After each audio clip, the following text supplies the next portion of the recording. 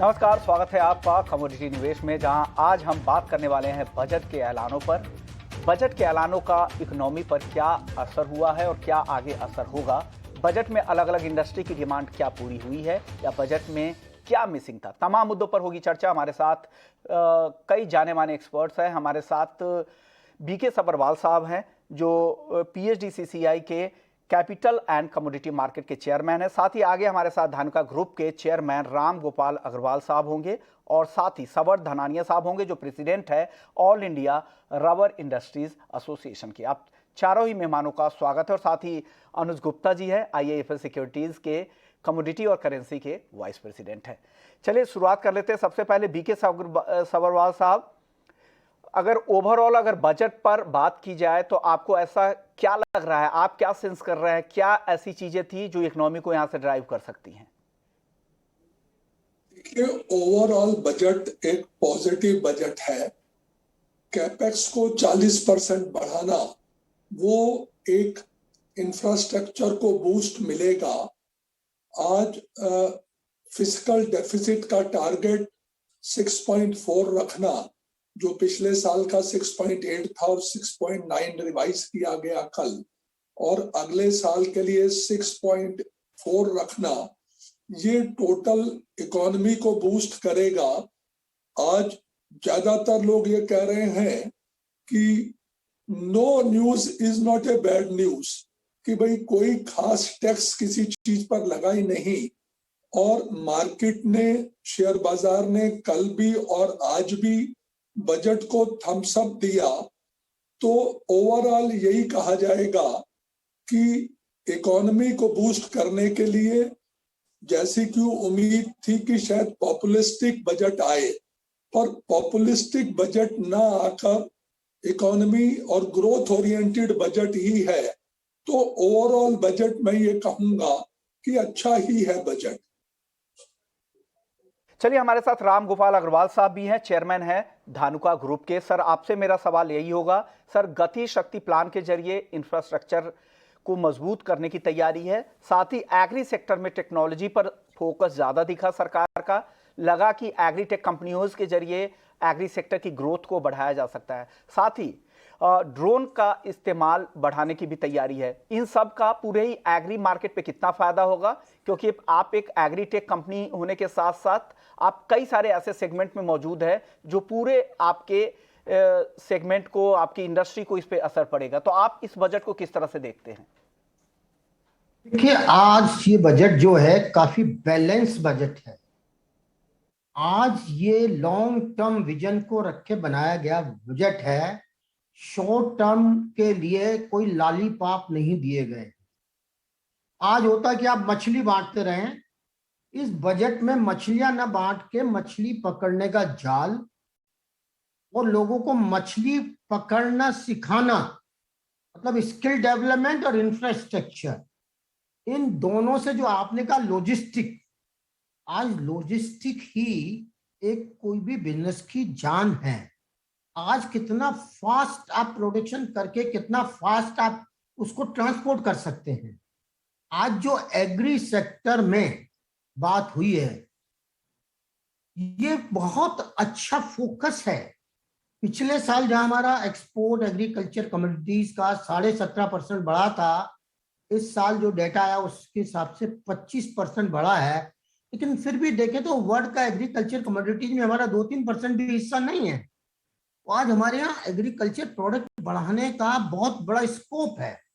अगर आज हम अपनी एग्रीकल्चर प्रोडक्शन को कंपेयर करें, मैं डेवलप कंट्री से भी कंपेयर करने की बात छोड़ देता हूं, हम अपने पड़ोसी कंट्री चाइना से भी कंपेयर करें, जहां का क्लाइमेट और हमारा क्लाइमेट एक जैसा है। हमारा एग्रीकल्चर लैंड चाइना से ज्यादा, हमारा लैंड करीबन 160 मिलियन हेक्टेयर, चाइना का 120। हमारे यहाँ 1000 मिलीमीटर से ज्यादा बारिश, चाइना में 600 मिलीमीटर, और जीडीपी चाइना के हमारे से 3 गुना ज्यादा। तो आप समझिए हम कितना पीछे हैं। आज चाइना में कब से स्प्रे ड्रोन से हो रहे हैं, हमारे देश में अब ये टेक्नोलॉजी आ रही है। तो ये जो टेक्नोलॉजी का क्षेत्र खुला है, मैं समझता हूं कि इससे एग्रीकल्चर में जो हम पीछे थे, एक एवरग्रीन रेवोल्यूशन आएगा। ऑलरेडी हमारी कंपनी ड्रोन्स के क्षेत्र में भी है। हम एग्रीकल्चर के लिए जो इनपुट्स हैं वो भी प्रोवाइड कर रहे हैं। हम वही प्रोवाइड नहीं कर रहे हैं, हमने अभी वेरियस यूनिवर्सिटीज के साथ एमओयू साइन करे हैं, जिसमें main Pantnagar, HAU, Lovely Professional University और भी काफी यूनिवर्सिटीज के साथ हमारी चर्चा चल रही है कि ड्रोन्स क्योंकि नई टेक्नोलॉजी आ रही है, तो इसके साथ हमें यूनिवर्सिटीज के साथ मिलकर इनिशियली ड्रोन्स को स्टैंडर्डाइज करना पड़ेगा कि ड्रोन्स को कैसे इंडिया में, इंडियन क्लाइमेट कंडीशन में उसका सही इस्तेमाल हो सकता है। तो मेरे हिसाब से ये बहुत ही प्रोग्रेसिव बजट है, और इसमें जो थोड़ा बहुत एक कमी रह गई वो थी जो एग्री इनपुट्स में पेस्टिसाइड्स हैं वो क्रॉप में इंश्योरेंस का काम करते हैं, जहां एक और फर्टिलाइजर में 5% जीएसटी है और पिछले साल करीबन 1.5 लाख करोड़ की सब्सिडी थी। वहां पेस्टिसाइड पे 18% की जीएसटी थोड़ा सा जस्टिफाई नहीं लगती। एक तरफ 1.5 लाख करोड़ की सब्सिडी और एक तरफ 18% जीएसटी, क्योंकि ये बेनिफिट सीधा हर फार्मर को जाता है, जबकि जो गवर्नमेंट की स्कीमें आती है उसका बेनिफिट बड़े फार्मर ले जाते हैं, आम छोटे फार्मर को नहीं मिलता। जीएसटी का मामला तो जीएसटी काउंसिल का है जी। मैं ये पूछना चाह रहा हूँ कि सर ये तो जीएसटी काउंसिल का मामला है, ये उसमें विचार किया जा सकता है, लेकिन एग्री केमिकल पर आप लोगों ने इंपोर्ट ड्यूटी, कस्टम ड्यूटी कम नहीं होने से क्या निराशा हाथ लगी है? देखिए, हमने एग्री केमिकल्स पे ड्यूटी कस्टम करने की हमारी डिमांड भी नहीं थी, और जो ड्यूटी है आज वो रीजनेबल ड्यूटी है। रादर कहीं अगर जो आइटम इंडिया में बढ़ रहे हैं तो हम तो गवर्नमेंट से कहेंगे आत्मनिर्भर भारत को बनाने के लिए उन प्रोडक्ट्स के ऊपर ड्यूटी बढ़ानी चाहिए बजाय कम करने के, ताकि जो इंडियन इंडस्ट्री है, आत्मनिर्भर भारत, मेड इन इंडिया है, उसको सपोर्ट मिल सके। पेस्टिसाइड को सरकार ने 12 चैंपियन सेक्टर में से एक चैंपियन सेक्टर आइडेंटिफाई किया है। अभी इसका एक्सपोर्ट करीबन 26 करोड़ है और जो 2025 तक 50,000 करोड़ तक बढ़ने की उम्मीद है। तो हम सरकार से ये उम्मीद करते हैं कि इस सेक्टर को भी थोड़ा सा पॉलिसी वाइज जो एक पॉजिटिव फैक्टर होना चाहिए, उस एंगल से इस सेक्टर को देखना चाहिए। ओके, चलिए, अगर एग्री सेक्टर की अगर ग्रोथ की बात की जाए तो हालांकि 2016-17 मोदी सरकार के आने के बाद से एग्री सेक्टर की ग्रोथ में सुधार तो दिखा था, लेकिन फिर धीरे धीरे या तो स्टैग्नेंट हो गया या लगातार उसमें कमी आ रही है। 2021-22 की अगर देखें तो वो 4% से भी कम है। तो बीके सब्बरवाल साहब, आपको क्या लगता है एग्री सेक्टर में ग्रोथ जो ट्रेंड है वो नीचे की तरफ क्यों आ रहा है? लगातार नए अनाउंसमेंट भी एग्री सेक्टर को हो रहे हैं, रिफॉर्म्स करने की भी कोशिश हो रही है, लेकिन क्या दिक्कतें हो रही है कि हम उस तरह से ग्रोथ को रिवाइव नहीं कर पा रहे हैं? वो एक डिस्प्यूटेड विषय हो जाता है। मैं बड़ा स्ट्रॉन्ग सपोर्टर रहा हूं। ये जो 3 एग्री बिल्स थे, अगर ये वापस ना लिए जाते तो एग्री सेक्टर में बहुत बड़ा रिफॉर्म होने ही वाला था। अब कल 2-3 बातें अच्छी आई हैं एग्री सेक्टर के लिए भी। एक तो कि स्टार्टअप्स को फंड किया जाए, एग्रीकल्चर सेक्टर के स्टार्टअप को फाइनेंस मिले, इस बारे में बात हुई है। वो ऑयल सीड इंपोर्ट्स कम हो, डोमेस्टिक सेक्टर में ऑयल सीड का काम हो, वो भी एक अच्छा रिफॉर्म है। और रेलवे को भी कहा गया है कि वो डेवलप करे इंफ्रास्ट्रक्चर को, जिससे स्मॉल फार्मर्स तक पहुंचा जा सके। एक कल बहुत बड़ी बात है, हमारी तो डिमांड थी कि एमएसपी को ऑप्शंस के साथ लिंक कर दिया जाए, जो शायद नहीं हुई, पर एमएसपी डायरेक्ट किसान के खाते में पहुंचेगी, ये भी एक अच्छा स्टेप है। हाँ, प्रधानमंत्री जो पहले कहते थे कि 2022 तक मैं किसान की इनकम दुगनी कर दूंगा, वो शायद अब ना हो पाए, क्योंकि ये जो, और शायद पॉलिटिकल कंपल्शंस भी रही होंगी चुनाव की वजह से, कि कुछ डायरेक्ट रिफॉर्म्स एग्रीकल्चर सेक्टर में नहीं आ पाए। अनुज गुप्ता साहब भी हैं आईएफएल सिक्योरिटीज से। सर, एक ट्रेडर के तौर पे, एनालिस्ट के तौर पर आप लोगों की उम्मीद थी कि कमोडिटी ट्रांजैक्शन टैक्स कम होंगे और जो वॉल्यूम की जो दिक्कत है पूरे ही कमोडिटी डेरिवेटिव मार्केट में, उसको यहाँ पर बूस्ट अप मिलेगा। हालांकि उस फ्रंट पर काफ़ी निराशा हाथ लगी है। इसके अलावा बुलियन इंडस्ट्री में भी कुछ ऐसे अनाउंसमेंट नहीं हुए जिसका जिक्र किया जाए। तो ऐसे में क्या लग रहा है आपको, एक एनालिस्ट के तौर पर आप इस बजट को कैसे देख रहे हैं?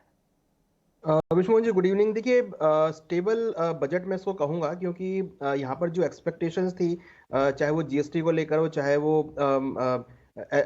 लॉन्ग टर्म कैपिटल गेन को लेकर हो, चाहे वो सीटीटी को लेकर हो, या फिर फ्यूचर्स मार्केट में दोबारा कमोडिटी को लेकर आने को, तो ऐसी कोई चीज़ों का यहाँ पर इवन यहाँ पर डिस्कशन भी नहीं हुआ।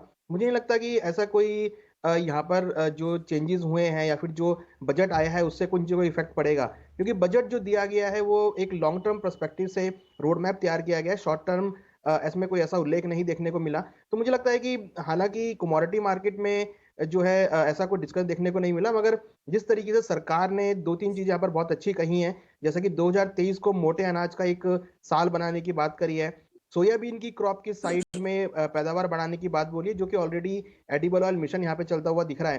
तो मुझे लगता है कि इससे काफ़ी अच्छा बूस्टअप मिलेगा कमोडिटी मार्केट में, क्योंकि कहीं ना कहीं देखें तो सोयाबीन और एडिबल ऑयल जो है वो काफ़ी बड़ा मार्केट शेयर रखते हैं फ्यूचर्स मार्केट के अंदर। तो डेफिनेटली, और मुझे लगता है कि जिस तरीके से सरकार थोड़ा ऑप्टिमिस्टिक दिखी है, क्योंकि सोयाबीन पे उन्होंने पर्टिकुलर बोला है कि वो सोयाबीन की क्रॉप पे नजर रखेंगे, तो मुझे लगता है कि हो सकता है कि आने वाले दिनों में जो बैन लगा है वो यहाँ पर खुलता हुआ दिखाई दे, एक पॉजिटिव व्यू यहाँ पर देखने को मिल सकता है।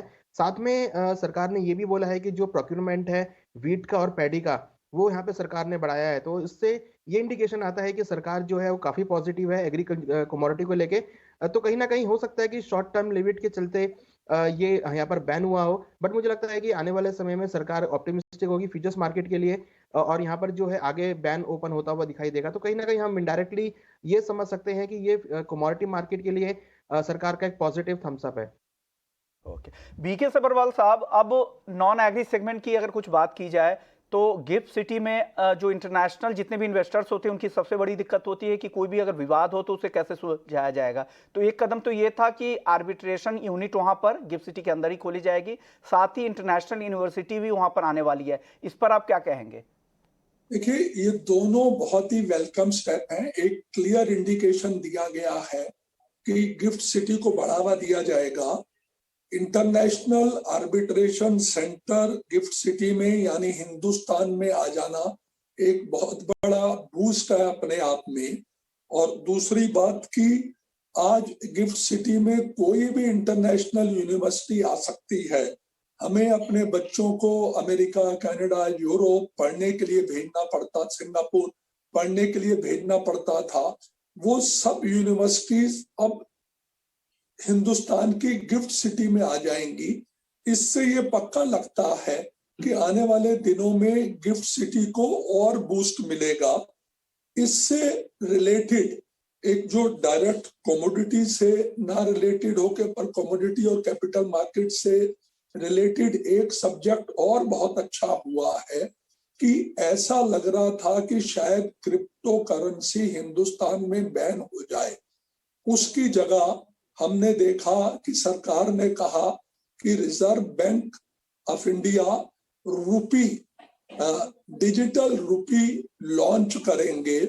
इतना ही नहीं, ये भी कहा गया कि जितनी इनकम डिजिटल ट्रांजैक्शन से होगी उस पर 30% टैक्स लगेगा, या अगर कोई लॉस होगा डिजिटल करेंसी में तो कैरी फॉरवर्ड नहीं होगा।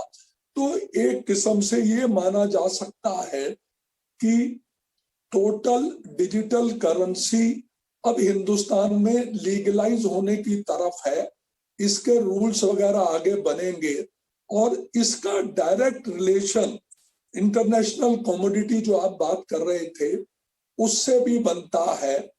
एक और बहुत अच्छा स्टेप जो कैपिटल मार्केट और कमोडिटी मार्केट को बूस्ट करेगा, बहुत कम लोगों ने नोट किया कि लॉन्ग टर्म कैपिटल गेन में सरचार्ज की मैक्सिमम लिमिट 15% कर दी गई। जो पहले 30% थी, जो overall tax long term capital gain 28% जाके पड़ता था, अब वो मैक्सिमम 23% पड़ेगा।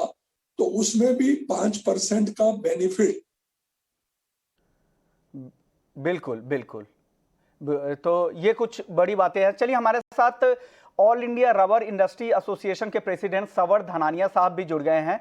सर, स्वागत है आपका ईटी नाउ स्वदेश पर। सर, आपसे मेरा सवाल ये होगा कि इंपोर्ट ड्यूटी में राहत की आप लोग, बदलाव की आप मांग कर रहे थे, जो मौजूदा ड्यूटी है जिसमें या तो आप वो उनको एग्रीकल्चर के हिसाब से जो भी मिलना है वो भी मिले, उनको भी रेम्युनरेटिव प्राइस मिले, और उसके अलावा जो है ये बातें तो चलती रहेगी। ये बातें तो कोई बजट का तो एक जो है खाका मिला है, इसके कारण में तो कोई विराम नहीं लगता है कि इसमें क्या हुआ, क्या अच्छा हुआ, क्या बुरा हुआ, क्या प्रभाव हुआ। उसके बाद में देखते हुए इंडस्ट्री फिर जो है वो बात आगे बढ़ाती है। कुछ तो जो है सोच समझ के किया जाता है, फिर देखा जाता है कि उसका प्रभाव वैसा नहीं मिला, तो इंडस्ट्री जो है फिर उस बात को टेकअप करती है। जी। रबर बोर्ड के लिए अगर सर सिर्फ एलोकेशन की बात की जाए तो एलोकेशन में तो बढ़ोतरी हुई है, लेकिन ओवरऑल क्या बजट को लेकर आप लोग की जो उम्मीदें थी वो कितनी पूरी हुई, और इस बजट को किस तरह से आप लोग देख रहे हैं रबर बोर्ड की तरफ से? नहीं, रबर बोर्ड की तरफ से तो बहुत बात रहती है, कुछ तो थोड़ी सी बढ़ोतरी हुई है, लेकिन चैलेंज बहुत ज्यादा है रबर बोर्ड का। और देश के अंदर में खपत रबर की बढ़ रही है और रबर का उत्पादन उतना नहीं है, तो उसको करने के लिए हम लोग प्रयत्नशील हैं और सरकार के साथ हर समय विचार विमर्श करते हैं कि कैसे जो है जो भी एरिया में इसका उत्पादन हो सके, जो पुरानी एरिया थी उसके अंदर में कैसे हम रिप्लांटेशन कर सके, और उसके लिए सरकार को एक आउट ऑफ बॉक्स थिंकिंग करनी पड़ेगी। रबर एक जो है क्रिटिकल कमोडिटी है, क्रिटिकल आइटम है, पैदा तो हो जाता है मान लीजिए ट्रॉपिकल क्लाइमेट्स में, उसके बाद इंडस्ट्री बहुत बड़ी है इसके लिए, और जैसे ही इंफ्रास्ट्रक्चर बढ़ेगा रबर की भी खपत बढ़ेगी, रबर इंडस्ट्री के ऊपर भी भार आएगा। तो उन सब चीजों को देखते हुए सरकार को रबर के उत्पादन के लिए, रबर की इंडस्ट्री के लिए, सभी के लिए जो है संवेदनशील होकर सरकार को आगे काम करना होगा। ऐसा हम सरकार के समक्ष जो है अपनी बात को रखेंगे, और बात हर समय रखते भी हैं, और सरकार जो है ध्यान भी देती है, लेकिन जो उसको देखेंगे कि ज्यादा ध्यान दिया जाए, और जिससे जो है वो हमारी जो है जितनी भी कठिनाइयां हैं रबर को उत्पादन करने से, रबर को कंज्यूम करने से, रबर को रबर गुड्स में परिवर्तित करने के लिए जो भी हमें संसाधनों की दरकार है, सरकार को उनके ऊपर में नजर करके हमको जो उपलब्ध कराए, जिससे जो है सरकार का जो इंफ्रास्ट्रक्चर में जो निवेश करके देश को आगे बढ़ाने की जो प्रक्रिया है वो बिगड़ कोई भी झटके के, बिगड़ भी कोई भी जो है तकलीफ के वो आगे हो सके, उसके लिए रबर क्षेत्र की एक बड़ी भूमिका है। वो सरकार को हम उसके से ज्यादा अवगत कराएंगे, बात करेंगे। गोपाल अग्रवाल साहब, आपसे मेरा अगला सवाल ये होगा कि आप इनपुट साइड से है, हालांकि एक तरफ सरकार चाह रही है कि ऑर्गेनिक फार्मिंग को बढ़ावा मिले, और दूसरी तरफ दिक्कत यील्ड की है, तो ऐसे में आपको लग रहा है कि जो ऑर्गेनिक फार्मिंग के जरिए उस तरह की यील्ड आप हमें मिल सकता है देश में? तो हम जो है हमारे जो रिसर्च इंस्टीट्यूट है, सरकार की जो बात है, सरकार ने अभी खेती में ड्रोन का इस्तेमाल करने के लिए कहा है, वो तो नई बात आई है। बाकी तो हम जो ऐसे देख रहे थे ऊपर से कैसे किस ढंग से जो है वो जियोसिप्टिकल से हम जो है रबर की खेती कहाँ होती है पूरी इसकी मैपिंग कर रहे थे। बाकी और जो है ये ऑर्गेनिक फार्मिंग हमारे लिए कहाँ तक सुलभ है और कहाँ तक हमारे लिए सुविधाजनक है रबर क्षेत्र में, उसके जो है हमारा रबर रिसर्च सेंटर है, हमारा इंस्टीट्यूट है कोटायम में, वो उस बात के ऊपर में नजर करेगा, और जो भी सुविधा असुविधा होगी उसको हम बात करके आगे बढ़ाएंगे। राम गोपाल अग्रवाल साहब, आपसे भी मेरा यही सवाल है कि यील्ड बढ़ाने के लिए क्या सबसे जरूरत है, कैसे यील्ड बढ़ाने पे काम करना चाहिए? जो भी ग्रोवर आते हैं अग्रवाल साहब, आपसे मेरा सवाल है, राम गोपाल अग्रवाल साहब।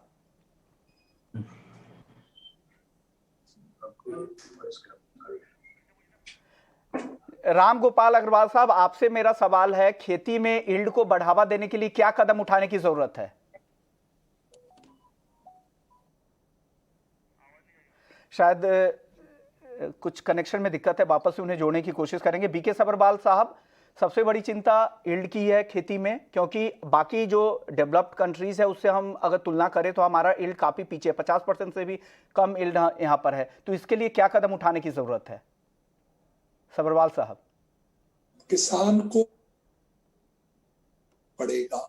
जी दूसरी बात कि जो अभी आप बात कर रहे थे ऑर्गेनिक खेती की, जिसकी अभी बहुत ज्यादा कमी है, उसको भी कैसे हम ज्यादा एजुकेट कर सकते हैं, यही एक बड़ा माध्यम रहेगा। दूसरा कि जैसे पहले भी बात आ रही थी कि हम और कौन सा माध्यम लें, क्या हम सीड्स लें, क्या पेस्टिसाइड्स करें कि जिससे पर हेक्टर जो है वो उत्पादन ज्यादा हो सके। आज उसका एक मुख्य कारण ये भी लगता है कि हमारा किसान उतना शिक्षित नहीं है। फिर एक बात मैं और कहता हूं कि आज किसान को ये डर रहता है कि जब उसकी क्रॉप आएगी तो क्या उसको वो जो भाव चल रहे हैं उस पर बिक पाएगा। हमें पता है कि फ्रेश क्रॉप आने पे बहुत कम भाव मिलता है, तो इसीलिए वो एमएसपी को हम शेयर बाजार के लोग, कमोडिटी बाजार के लोग इसलिए चाहते हैं कि ऑप्शन के साथ जोड़ा जाए। वेयर हाउसिंग ज्यादा डेवलप हो। आज किसान को अपने जहां वो प्रोड्यूस करता है उससे 50 किलोमीटर के अंदर अगर उसको वेयर हाउसिंग अवेलेबल है, या सरकार कोई कोल्ड स्टोरेज या वेयर हाउसिंग 15 दिन के लिए किसान को फ्री प्रोवाइड करवा दे। कुछ छोटा किसान आज वो कैसे इसको अपनी क्रॉप को अधिक कीमत ले पाएगा, तो उससे सर नोटेड सर। अब आखिरी सवाल अब कच्चे तेल को लेकर होगी, क्योंकि ओपेक प्लस की आज बैठक है और इसका फैसला आने वाला है। एग्री कमोडिटी के बाद नॉन एग्री पर भी कुछ चर्चा होनी चाहिए। अनुज गुप्ता जी, क्या लग रहा है ओपेक प्लस का क्या डिसीजन रह सकता है आज शाम? देखिए विश्वनाथ जी, मुझे लगता है कि ओपेक मेंबर अपना जो 4 लाख पर बैरल पर डे का है प्रोडक्शन, उस पे कायम रहेंगे। हालांकि जो प्रेशर है यूएस की तरफ से और इंडिया की तरफ से प्रोडक्शन बढ़ाने के लिए, वो भी यहाँ पे कंसीडर हो सकता है। मगर जो ड्रिलिंग में कॉस्टिंग है वो अभी भी चिंताजनक है। मुझे लगता है कि अभी जो है मार्केट ऑलरेडी ओवरबॉट जोन में है, तो एक करेक्शन यहाँ पर मैं एक्सपेक्ट कर रहा हूँ कि देखी जा सकती है। हालांकि क्रूड का जो ट्रेंड है वो पॉजिटिव है, बट मुझे लगता है कि जो करंट सिनेरियो चल रहा है यहाँ पर भावों में कुछ गिरावट देखने को मिल सकती है। हमारा मानना है कि भावों में एक नरमी का ट्रेड हो सकता है, तो यहाँ पर अभी खरीदारी से बचना चाहिए, क्योंकि रिस्क रिवॉर्ड ठीक नहीं है। थोड़ा वेट एंड वॉच करें, भाव नीचे अगर 6450 या 6500 के आसपास आते हैं तो ही खरीदारी करें। कच्चे तेल को लेकर शुक्रिया अनुज जी आपका, सबर धनानिया जी आपका, राम गोपाल अग्रवाल साहब आपका और बीके सब्रवाल साहब आपका। आप लोगों ने वक्त निकाला ईटी नाउ स्वदेश के लिए। तो कमोडिटी निवेश में फिलहाल इतना ही, लेकिन आप बने रहिए ईटी नाउ स्वदेश के साथ, क्योंकि